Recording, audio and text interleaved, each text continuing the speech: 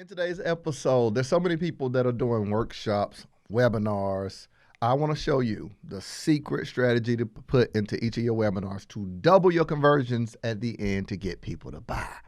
No one wants to do an hour-long webinar and it's cricket. So how do you double your conversions? I'm on a mission to teach coaches and entrepreneurs how to make more, work less, hire their funnel, and let the funnel do the work. If you're ready, join me on Monetize with Marcus podcast. All right, welcome back to another episode of Monetize with Marcus. Now, in today's episode, I really want to give you some strategy or what I would call secrets. You've been on a webinar before, and chances are you've been on some really good ones and some really bad ones. A really bad one where you hope that the person give you your time back. You want to reclaim your time, 1 hour of a pitch fest.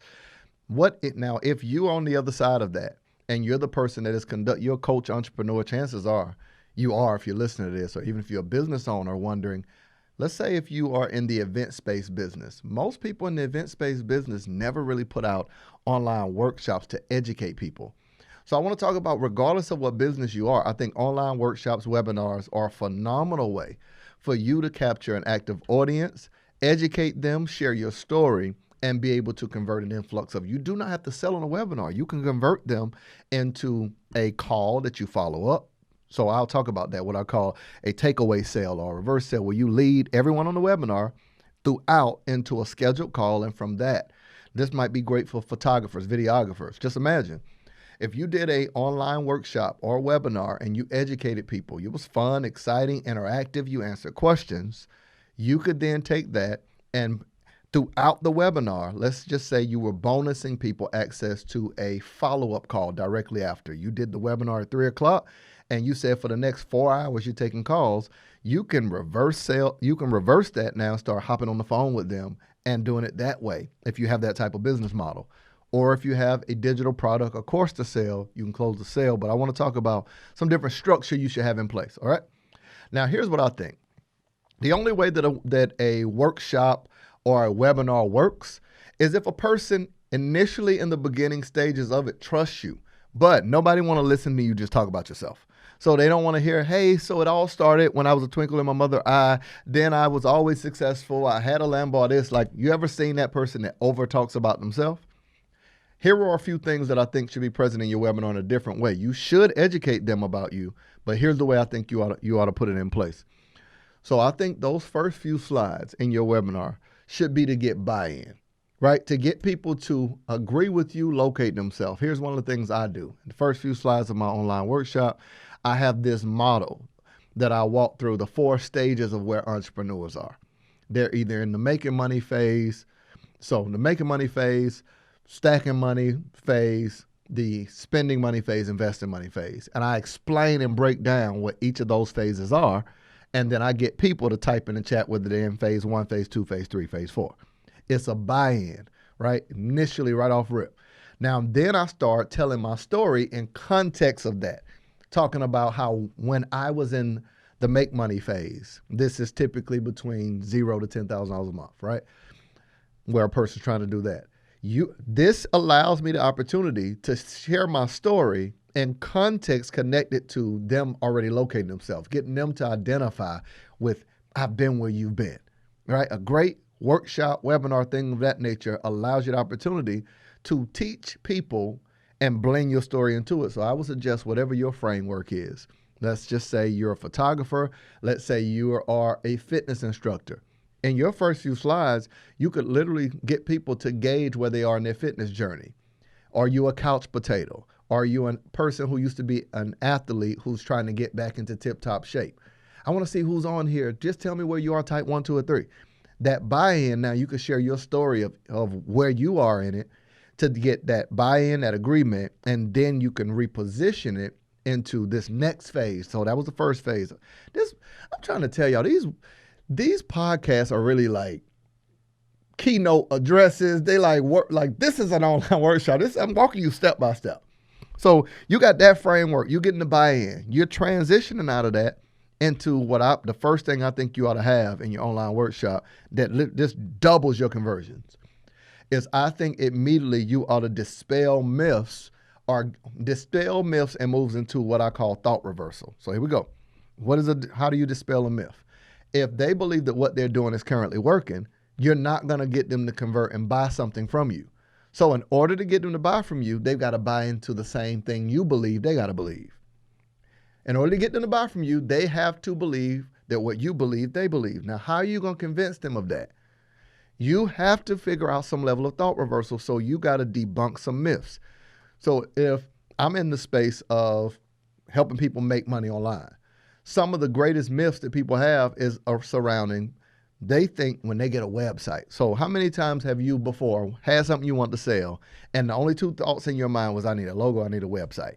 And you're like, well, yeah, once I get this website, and what happens is you create this imaginary false sense of hope that you put all your hope into the website, and you believe that the website's going to solve all your money problems. That as soon as that website get launched, be honest, have you done it before? That in your head, the only thing you thought stood in the way of the money that you wanted and the money that you currently have is a website. So it's an imaginary false sense of hope. So what I would do in a workshop is I would dispel the myth and address the false sense of hope they had and show them why it doesn't work. Why? Because I've got to give them thought reversal into what I believe does work. So when you are doing your workshop, this is what you want to frame early on. You don't want to talk down on people, but you just want to get people to agree like, man, that's true. So you address, let's say I had a slide of top things people do, and I say, thing number 1, get a website. Number 2, get a social media page. Number 3, get a logo. Number 4, and then I just walk through the, and I ask people, how many of you have done 1 or 4 or all of them? They are agreeing in the comments they've done it. Here, I've done the same thing. Let me tell you what you should do instead. That's the thought reversal slide. I'm reversing them from their current belief pattern into the pattern of my belief. So when I get into the educational part of my workshop, now I've got a clear path to teach a new concept that they can buy into and believe, and then offer them to buy it from me. Can you see how powerful that is? So if you're doing workshops and you don't have any of these elements in place to address myths, ideas, limiting beliefs, things of that nature that prevents people from moving forward, and then this thought reversal pivot towards your pattern of thought. If let's say everyone believes that in order to be in shape, I'm gonna give a very good example. You ever heard somebody tell you don't eat after 8 o'clock, after 9 o'clock? Well, my trainer told me, Marcus, I'm normally up to 3, 4 a.m., right? I'm a late night guy, and then I'm back up like 7-ish, 8 o'clock. If I get a good 4 hours, I'm good, 3, 4 hours. He said, it makes no sense for you to not eat after 9 when you're up to 3, working, moving around. Then you don't eat breakfast until the next day at like 10 o'clock. You're starving yourself. Think about it, from 10 o'clock all the way to 10, 12 hours, unless we're doing intermittent fasting. Now, if he wanted to do a slide, or if I'm talking about that, I would take this myth that everybody believes. What you doing eating this late? That would be that myth slide, and then I would reverse that into how does that harm your body if you're trying to gain muscle? What would you need instead? And here's what you should do, and here are the foods you should eat. You see how you want to take people in a train of thought of something that they already believe. You then do what I refer to as thought reversal, reversing their thought pattern to what you're going to teach in your actual workshop, and then start teaching it. But you can't teach it until you first address what they already believe. Best example, let's just say, just like my hands, I'm an example guy. If my hands and me holding this water represent someone's mind holding the thought, until I get them to release that thought, I can't give them another thought to hold on to. So that's why it's important in your workshop, before you even think about the educational component of it, before you think about selling anything, you first got to get buy-in for the belief. All right. So if you can just add in those few things, let me give you a quick recap. That first thing is making sure that you're not talking too much about yourself. You want to take your story and you want to find those core things in your story that you can connect to something you can teach them on. Right. Second thing is you want to make sure that you change a new belief pattern and you move them towards this level of thought reversal. Last but not least, you want to actually educate and teach them. Take 3 to 5 core things that they would learn by buying from you your course, and give those ideas away, but package them into story form. And you, my friend, will have a great webinar, and you can literally double your conversions using that. This has been another detailed episode. I just got to give myself bravo, my brother. This has been phenomenal. I want to hear from you. Let me know if you're getting value out of the podcast. You can hit us up on social media at Marcus Y. Rozier, or you can visit www.monetizewithmarcus.com/podcast. And there's tons of resources there. Would love to hear from you, see how this is adding value to you. Say, Marcus, I tried out. I ran that live workshop webinar play. It changed the game. I made some money. Cool in the game.